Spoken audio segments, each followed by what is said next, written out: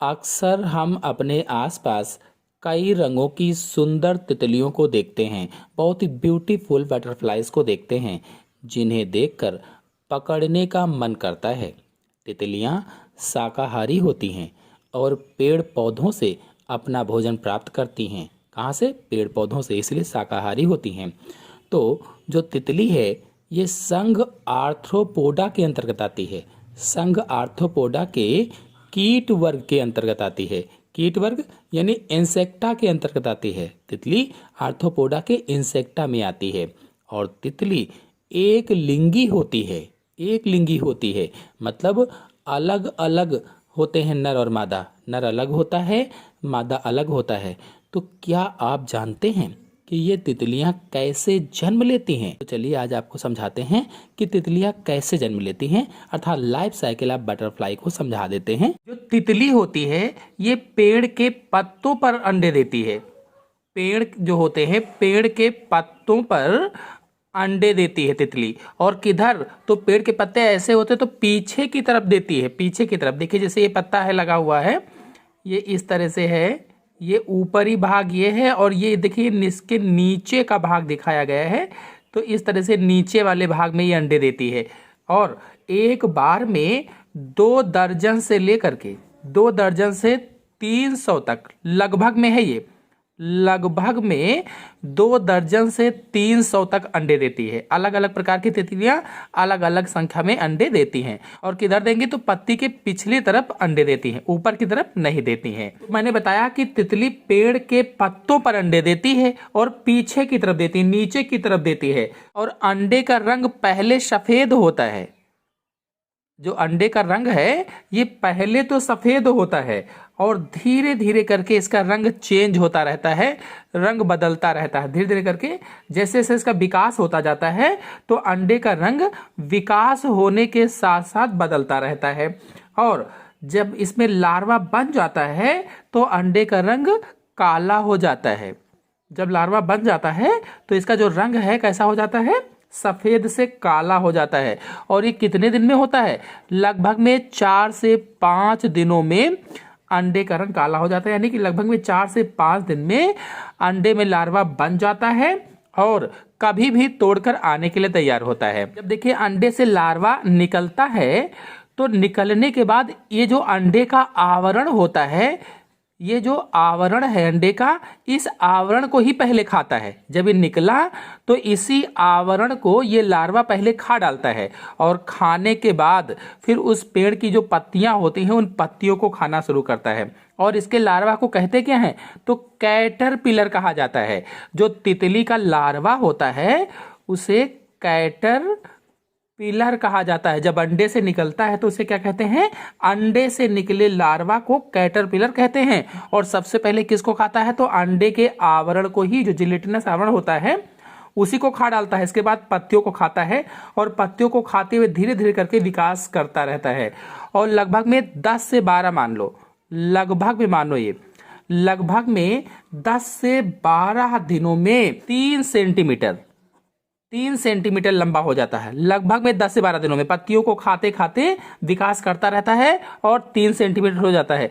और इस दौरान ये रंग को बदलता भी रहता है, अपने रंग और रूप को भी बदलता रहता है। रंग भी इसका चेंज होता रहता है, रूप भी इसका बदलता रहता है। जो लार्वा होता है, यानी कि जैसे सांप होता है, जो सांप होता है अपनी केंचुल को बदलता है, बिल्कुल उसी तरह से ये लार्वा भी अपने रंग और रूप को बदलता रहता है।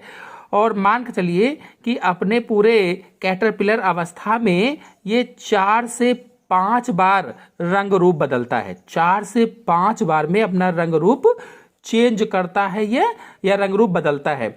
और लगभग में 25 से 30 दिन के बाद, 25 से 30 दिन के बाद, मान लो 25 दिन, मानो 25 दिन के बाद में ये खाना पत्तियों को बंद कर देता है। 25 दिन जब हो जाएंगे तो पत्तियों को खाना बंद कर देगा और पूरी तरह से विकसित हो जाएगा। जब खाना बंद कर देगा तो क्या करता है?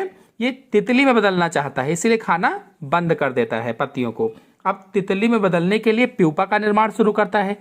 तो प्यूपा का निर्माण शुरू करने में पहले मुख से लार के माध्यम से यहाँ पर क्या करता है कि एक विशेष चिपचिपा पदार्थ निकालता है, अपने मुख से चिपचिपा पदार्थ निकालता है और अपना पिछला हिस्सा इसी चिपचिपे पदार्थ से चिपका देता है और फिर इस तरह से लटक जाता है और अपने चारों ओर, लटकने के बाद क्या करता है, अपने चारों ओर एक चिपचिपा सुरक्षित खोल तैयार करता है। देखिए इस तरह से एक कड़ा खोल तैयार कर लेता है, इस तरह से बढ़िया सा कड़ा सा खोल बन जाता है जिसे प्यूपा कहा जाता है। जब कड़ा खोल तैयार हो जाता है, बन जाता है, तो इसे क्या कहते हैं, इसे प्यूपा कहा जाता है। और लगभग में 1 महीने बाद, 1 महीने के बाद में ये प्यूपा पूरी तरह से विकसित हो जाता है। तो जो तितली होती है, तितली का जन्म प्यूपा से ही होता है, प्यूपा से ही तितली का जन्म होता है। जो प्यूपा होता है, इसी प्यूपा से तितली का जन्म होता है। और लगभग में 1 महीने के बाद में धीरे धीरे जो प्यूपा होता है ये पारदर्शी होने लगता है। पारदर्शी मतलब आप बाहर से इस पे देख सकते हैं कि इसके अंदर कोई जीव विकसित हो रहा है, तितली विकसित हो रही है, इसको पारदर्शी कहा जाता है। और फिर धीरे धीरे इसमें हलचल शुरू हो जाती है और हलचल का मतलब ये होता है कि इसमें तितली जो है बनकर तैयार हो गई, बाहर निकलना चाहती है, तो इमर्जिंग अ बटरफ्लाई। फिर धीरे धीरे करके प्यूपा को तोड़कर, जो होता है प्यूपा, इसको तोड़ करके तितली बाहर आ जाती है।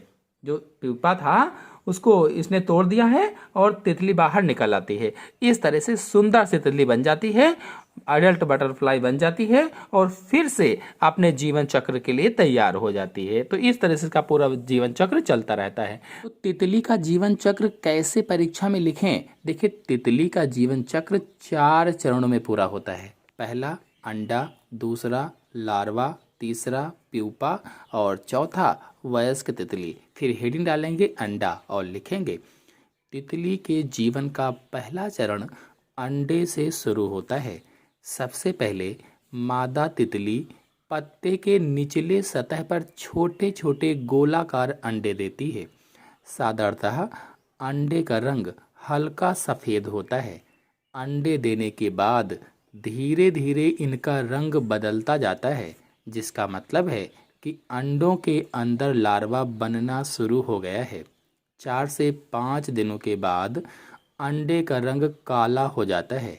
इसका मतलब है कि अंडे के अंदर लार्वा बनकर तैयार है और कभी भी अंडे की परत को तोड़कर बाहर आ सकता है।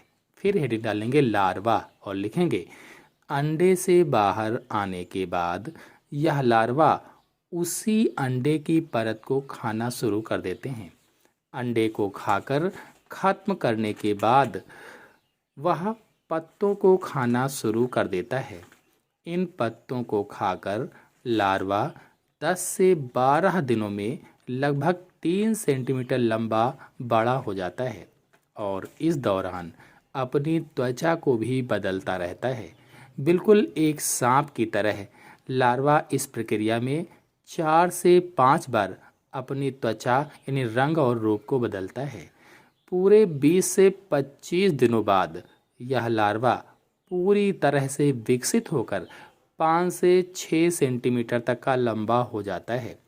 इसकी बदलती त्वचा के साथ इसका रंग भी बदलता रहता है। पूरी तरह विकसित होने के बाद यह पत्ता खाना छोड़ देता है और अपने आप को तितली में बदलने के लिए प्यूपा का निर्माण करना शुरू कर देता है।